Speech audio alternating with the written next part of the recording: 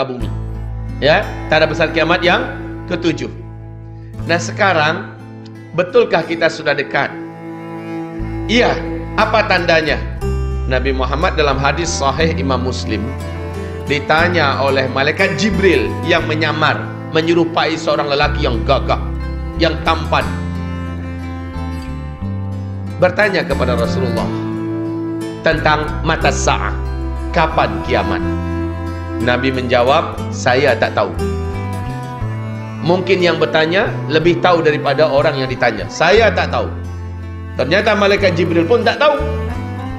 Dan memang Allah sudah firmankan dalam Al-Quran, yas'alunaka 'anis sa'ah ayyana mursaha fima anta min dzikraha ila rabbika muntahaha innama anta munziru man yakhsha.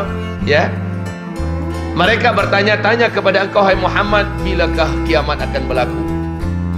Engkau senantiasa memberikan peringatan, sudah dekat, sudah dekat. Kapan terjadinya? Jawab, hai Muhammad, hanya Allah yang tahu. Engkau hanya sekedar penyampai kabar dan beritanya.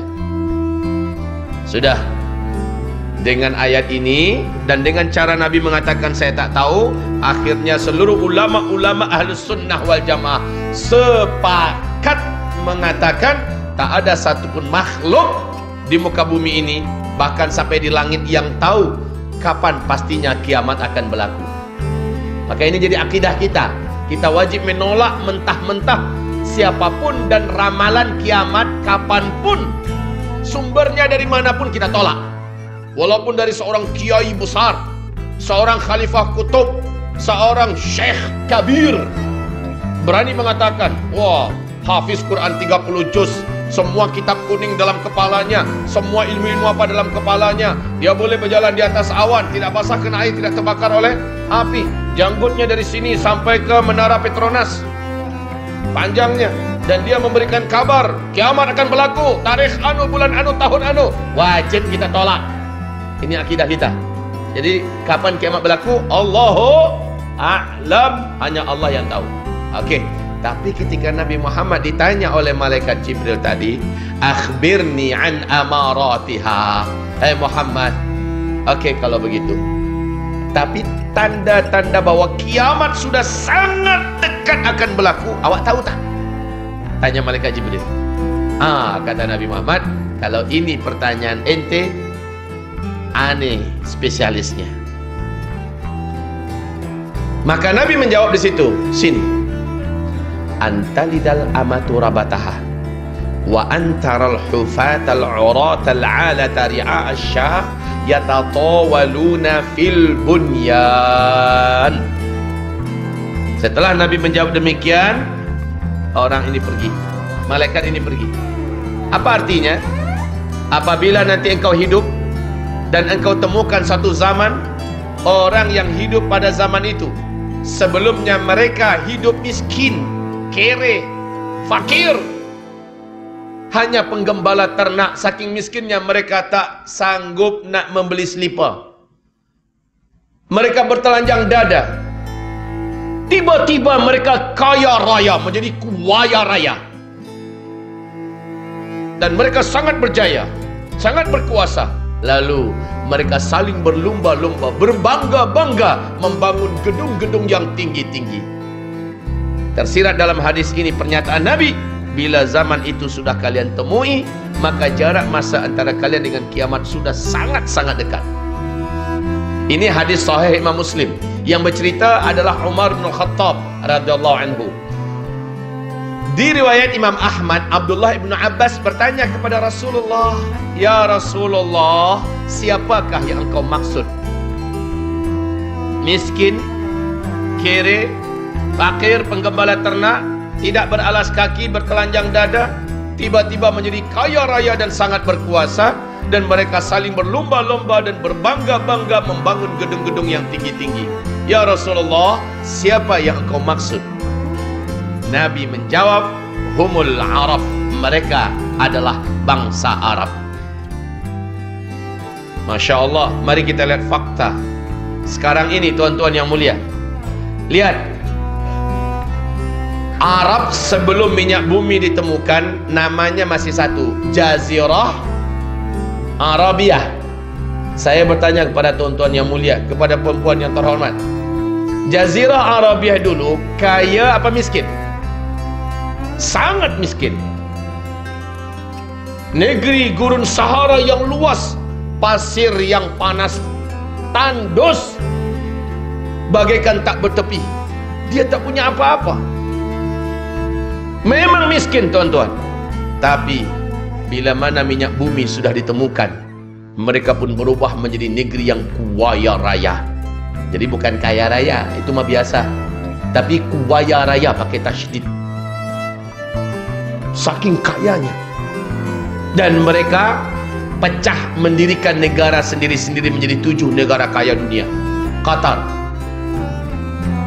Bahrain, Uni Kuwait, Uni Emirat Arab, Arab Saudi, Oman, dan Yaman. Mari kita lihat apa yang dibawa oleh masing-masing negara ini di kota-kota besar mereka. Apa yang mereka buat? Yang paling dekat di hati kita dulu, Makkah Al-Mukarramah. Silakan, Arab Saudi, kerajaan Arab Saudi buat apa di Makkah Al-Mukarramah, sekitar Masjidil Haram? Masya Allah, gedung-gedung tinggi pencakar langit. Bukit-bukit menjadi hilang, bahkan ada yang masih baki bukitnya, itu pun hanya di bawah pinggul, bahkan hanya sebatas betis-betis daripada hotel-hotel yang ada. Megah, mewah-mewah. Madinah Al-Munawwarah, Masjid Nabawi yang begitu indah dan megah mewah, sekarang sudah hampir tenggelam, dikelilingi oleh hotel-hotel bintang 5, mewah dan tinggi besar-besar. Ibu kota Riyadh, ketika Raja Abdullah masih hidup, Pangeran Salman diangkat menjadi gubernur ibu kota Riyadh. Oleh Pangeran Salman, ibu kota Riyadh dirubah menjadi kota metropolitan ala Eropa. Jeddah dijadikan sebagai kota perdagangan dan persimpangan Timur Tengah. Ini baru Arab Saudi. Lihat negara sebelahnya, Kuwait. Apa yang dibuat oleh Kuwait di kota-kota besarnya? Semua pembangunan yang sedang dilakukan di Kuwait mengalahkan standar pembangunan kota-kota yang ada di Eropa, yang ada di Amerika. Masya Allah. Kuwait harus angkat tangan dan menyerah dibandingkan negara sebelahnya, Bahrain. Bahrain jauh lebih indah, Bahrain jauh lebih hebat pembangunannya, gedung-gedungnya. Masya Allah. Bahrain mesti tunduk dan mengaku kalah oleh negara sebelahnya, Uni Emirat Arab, Abu Dhabi. Abu Dhabi tercatat sebagai negara termewah, terhebat, negara impian dan negara mimpi dunia. Semua cita-cita manusia ada di Abu Dhabi. Hanya di Abu Dhabi, tuan-tuan, ada mesin ATM yang mengeluarkan gold. Masukkan kad, tekan nombor, digit, beberapa digit, keluar emas 1 kilo. Itu hanya di Abu Dhabi. Hanya di Abu Dhabi ada kereta, ada bus yang mulai daripada kulitnya, peleknya, rangkanya, semuanya emas. Cuma ada di Abu Dhabi. Jangan tanya pembangunannya, semuanya Masya Allah. Dengan izin Allah Azza wa Jal, insya Allah bulan ke depan, itu Februari awal, saya dengan izin Allah dapat jemputan untuk berdakwah di sana, Abu Dhabi dan Dubai. Nanti saya share foto-fotonya insya Allah, kalau umur panjang lah. Abu Dhabi harus mengaku kalah oleh kota sebelahnya, Dubai. Pemegang rekod gedung tertinggi nomor 1 di dunia sampai hari ini masih di Dubai.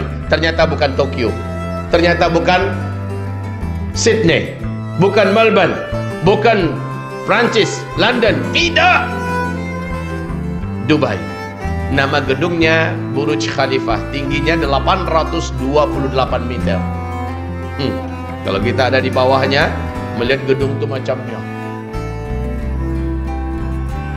Tapi gedung ini sekarang sedang dalam proses dikalahkan oleh gedung yang sedang dibangun di tepi Laut Merah di kota Jeddah oleh orang terkaya nomor 1 Arab Saudi, Pangeran Al-Walid bin Talal, yang sedang membangun gedung namanya Kingdom Tower. Tingginya gedung itu, kalau Burj Khalifah 828 meter, maka Kingdom Tower 1,2 kilometer. Masya Allah. Baru-baru saja Kuwait mengumumkan akan mendirikan gedung yang juga melampaui angka 1 kilometer pula. Masya Allah. Pangeran Muhammad bin Salman sudah menyampaikan kepada seluruh dunia cita-cita besarnya, bahwa 2030 sudah berdiri sebuah kota terindah, termahal, termegah, terhebat di dunia, dekat berbatasan dengan Yordania, masih di tepi Laut Merah, namanya kota Neom, yang menghabiskan dana 660 triliun, maaf, 6.600-an triliun lebih uangnya. Masya Allah. Saya tidak tahu bahasa triliun ini apa. Dan saya tidak pernah, kalau angka nolnya tak berapa itu. Ya Allah ya Rabbana, wahai ibarat Allah yang kami muliakan, 12 digit nolnya. Ibarat Allah, dulu mereka miskin, mereka tidak punya apa-apa, tiba-tiba mereka menjadi kaya raya dan sangat berkuasa. Hari ini mereka saling berlomba-lomba membangun gedung-gedung yang tinggi-tinggi. Jika zaman itu sudah kalian temukan, kata Nabi, jarak masa antara kalian dengan kiamat sudah sangat-sangat dekat. Nah, Masya Allah, siapa yang baru pulang umroh baru-baru ini, bahkan di Pon Bin Bit kita pun boleh lihat, di YouTube boleh kita lihat, bahkan beberapa sahabat kami yang baru saja pulang daripada Tanah Suci, benar-benar nyata Bapak, Ibu, bahwa tepian padang pasir, bukit-bukit yang ada sudah mulai menghijau. Rasul mengatakan, kiamat tidak akan berlaku sampai Arab kembali menghijau. Sekarang sudah berlaku. Sungai-sungai bukan lagi mengalir airnya, tetapi sudah banjir-banjir di sana. Masya Allah. Pada tahun 2011, Imam Masjidil Haram namanya Syekh Saud Shuraim, dalam khutbahnya menyampaikan hal yang sangat mengguncang bagi umat Islam. Apa kata beliau dalam khutbahnya? Kalian lihat dan perhatikan. Hai umat Nabi Muhammad, Rasulullah pernah mengajak Mu'adz bin Jabal radhiyallahu anhu berjalan-jalan di dekat daerah Tabuk. Lalu apa kata Rasulullah? Hai Mu'adz, apabila lembah ini, apabila daerah ini sudah mulai dibungkusi salji, maka itu antara ubun-ubun engkau dengan kiamat sudah sangat dekat sekali. Salji turun pertama kali di Tabuk 2009, hanya semata kaki. 2011 sudah 1 betis tingginya. Sekarang salji yang ada di Tabuk sudah 1 meter sampai ke Riyadh. Bahkan Mekah ke Madinah beberapa areanya sudah ada yang berbungkus salju. Masya Allah, ibadah Allah. Apakah ada petanda yang lebih terang daripada ini? Allahumma salli ala Sayyidina Muhammad. Perhatikan kembali, di dalam hadis yang sahih menurut syarat Bukhari dan Muslim, Rasulullah bersabda, la taqumus sa'ah hatta yahsiral furatu bi jabalin an dhahab yaqtatilun nas alaih fayuqtalu kullu mi'atin tis'atun wa tis'un fayaqul